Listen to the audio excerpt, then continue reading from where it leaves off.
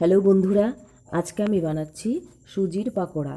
তার জন্য আমি নিয়ে নিয়েছি 2 কাপ মতো সুজি এবং এর মধ্যে আমি দিয়ে দিচ্ছি 3 টেবিল চামচ মতো দই।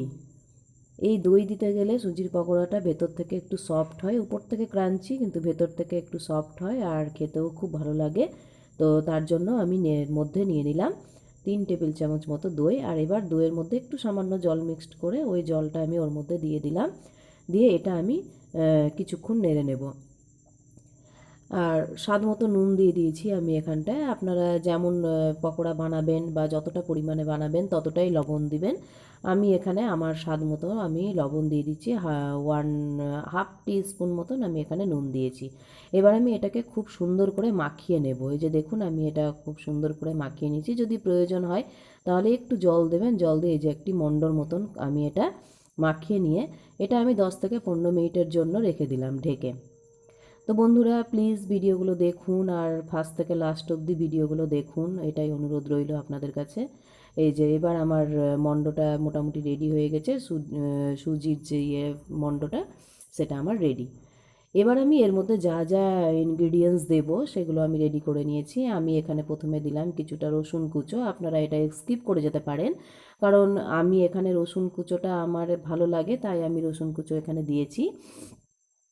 তারপরে আমি দিলাম কিছুটা কাঁচা লঙ্কা, লঙ্কা কুচি, লাল লাল লঙ্কা কুচি, এটা আমার গাছেরই লঙ্কা, আমি এখানে অ্যাড করেছি। তারপরে আমি দিলাম দুটো মিডিয়াম সাইজের পেঁয়াজ। আপনারা পেঁয়াজটাকেও অল্প পরিমাণে দিতে পারেন কিন্তু পকোড়াতে একটু পেঁয়াজটা বেশি পড়লে খেতে টেস্ট হয়। তারপর আমি এর মধ্যে দিলাম গ্রেট করা গাজর। আমি দুটো গাজরকে এখানে ভালো করে ধুয়ে নিয়ে তারপর এটা গ্রেট করে রেখেছিলাম, সেই গাজর দিলাম। এখানে ক্যাপসিকাম কুচিও দেওয়া যায়, আপনারা দিলে দিতে পারেন ক্যাপসিকাম কুচি। আমি এখানে শুধু গাজরই দিয়েছি, আমি ক্যাপসিকাম দিইনি। দিয়ে এটা আমি ভালো করে মেখে নেব। কিভাবে মাখবো সেটা একটু ভালো করে লক্ষ্য করবেন বন্ধুরা, কারণ এটা না শক্ত হবে না নরম হবে। এই যে একটু জল আমি অ্যাড করলাম, করে নিয়ে একটা মানে হালকা নরম শক্ত একটা মণ্ড তৈরি করতে হবে। এই যে দেখুন আমি এটা সুন্দরভাবে মেখে নিয়েছি। দেখুন আমি দেখাবো যে আমার মাখাটা কীরকম হয়েছে। এই যে দেখুন, দেখুন এরকমভাবে এটা মাখতে হবে। তো প্লিজ এই ভিডিওগুলো যদি আপনাদের ভালো লাগে বা যারা যারা দেখছেন বা শেয়ার করছেন, আমার নতুন বন্ধুদেরও কথা বলছি যে প্লিজ ভিডিওটা যদি পছন্দ হয় ভিডিওগুলো তাহলে প্লিজ সাবস্ক্রাইব করে দিয়েন চ্যানেলটা। আর লাইক তো একটা আশা করতেই পারি, লাইক অবশ্যই দেবেন। এবার আমি তেলটা ভালো করে গরম করে নিয়েছি কড়াইয়ে, এটা একটু বেশি তেলেই ভাজতে হবে। যে কোনো পকোড়াই একটু বেশি তেলে ভাজলে ভালো হয় বন্ধুরা। তো আমি তেলটা ভালো করে গরম করে নিয়েছি, নিয়ে আমি এই শেপেই বড়াগুলো ছাড়ছি। পকোড়া বা বড়া বলুন বা পকোড়া বলুন, আমি এইভাবেই ছাড়ছি।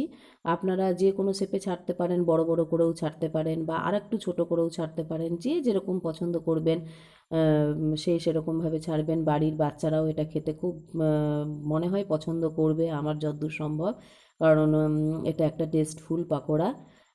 অনেকে নিশ্চয়ই জানেন বানাতে, তো যারা জানেন না বা নতুন রান্না করছেন তাদের জন্য আমি এটা শেয়ার করলাম। আর বর্ণালী রান্নাঘরে বর্ণালী যা বাড়িতে করে তাই বন্ধুদের সাথে শেয়ার করে এবং তার জন্য আমি চ্যানেলটা খুলেছি। এই বড়াগুলো ছাড়ার মোটামুটি সঙ্গে সঙ্গে উল্টাবেন না, এই মিনিট খানেক রেখে তারপরে এই যে আমি এটা উল্টিয়ে দিলাম। আর উল্টিয়ে হালকা লাল লাল করে ভাজতে হবে, কিন্তু খুব সিম আছে যে কোনো বড়াই সিম আছেই ভাজতে হয়। আর এই বড়াগুলো আমি সিম আছে ভাজবো, না হলে উপর থেকে শক্ত হয়ে যাবে, ভালো লাল হয়ে যাবে এবং ভেতরটা কাঁচা থেকে যাবে। সেই জন্য আমি এটা খুব সিম আছে বেশ কিছুক্ষণ সময় নিয়ে এটা আমি ভাজছি। দেখুন বেশ কিছুক্ষণ একটু সময় নিয়ে মোটামুটি 4 মিনিট 4.5 মিনিট মতন আমার সময় লেগেছে পকোড়াগুলো ভাজতে, মানে এক একবারে। এই যে দেখুন কি সুন্দর রং হয়েছে না পকোড়াগুলো।